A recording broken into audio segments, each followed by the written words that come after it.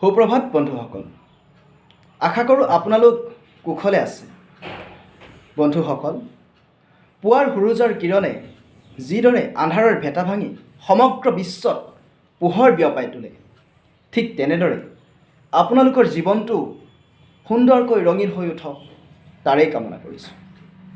বন্ধুসকল, জীৱনত কেতিয়াও একেদিনাই সফলতা লাভ কৰিব নোৱাৰি। সফলতাৰ যাত্ৰাপথত অনেক বাধা বিঘিনি অতিক্ৰম কৰিবলগীয়া হ'ব পাৰে।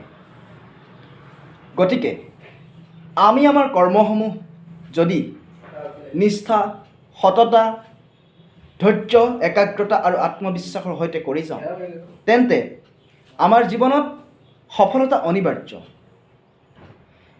সেইজন ব্যক্তি কেতিয়াও সফল হোৱা নাই যিজন ব্যক্তি জীৱনত কেতিয়াও বিফলতাৰ সন্মুখীন হোৱা নাই।